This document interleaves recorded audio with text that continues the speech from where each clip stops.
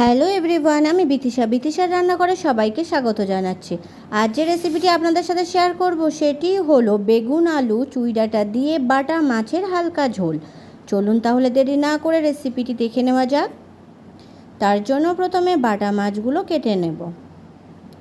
দিদা মাছগুলো কেটে দিয়েছে।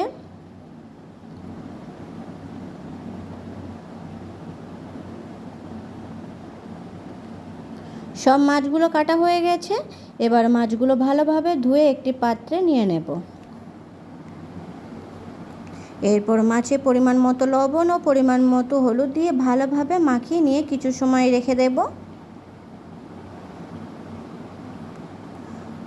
কড়াইতে পরিমাণ মতো সর্ষের তেল গরম করে নেব। তেল গরম হলে লবণ হলুদ মাখানো বাটা মাছগুলোকে এক এক করে গরম তেলের মধ্যে দিয়ে দেব। এক পিঠ ভাজা হলে অপর পিঠ ভেজে নেব।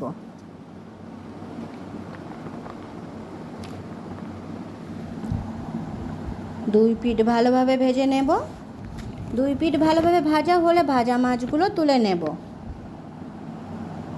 এরপর গরম তেলে বাকি মাছগুলোকেও এক এক করে দিয়ে দেব। ভাজা মাছ তুলে নেব। কড়াইতে সর্ষের তেল গরম করে তাতে কালো জিরে ও শুকনো লঙ্কা ফোড়ন দেব। ফোড়ন ভাজা হলে দিয়ে দেব কেটে রাখা বেগুন, আলু ও চুই ডাঁটা। কিছু সময় ভেজে নেব।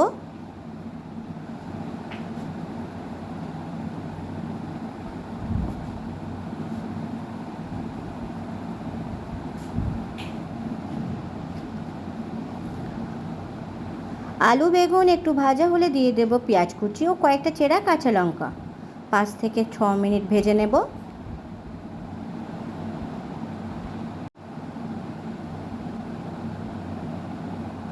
পেঁয়াজ ভাজা হয়ে নরম হয়ে আসলে দিয়ে দেব আদা বাটা।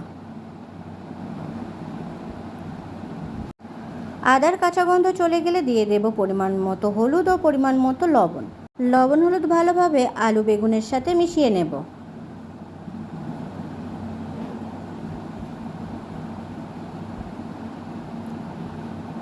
এরপর দিয়ে দেব পরিমাণ মতো জল।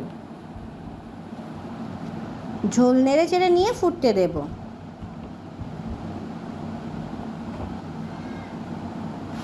5 থেকে 6 মিনিট ঝোল ফোটার পরে দিয়ে দেব জিরে গুঁড়ো, মরিচ গুঁড়ো ও শুকনো লঙ্কার গুঁড়ো।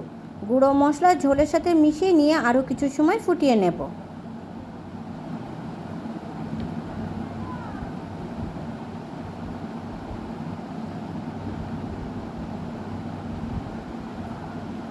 কিছু সময় ঝোল ফোটার পরে দেখে নেব আলু সিদ্ধ হয়েছে কিনা।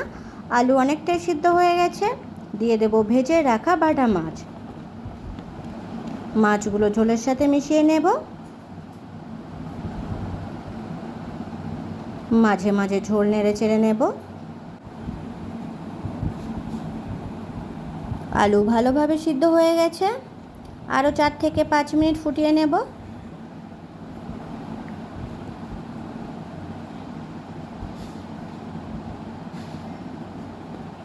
তৈরি হয়ে গেছে বেগুন আলু চুই ডাঁটা দিয়ে বাটা মাছের হালকা ঝোল। ভিডিওটি কেমন হয়েছে অবশ্যই কমেন্ট করে জানাবেন। আর ভিডিওটি যদি আপনাদের ভালো লেগে থাকে তাহলে আমার চ্যানেলটিকে সাবস্ক্রাইব করতে একদম ভুলবেন না। ধন্যবাদ।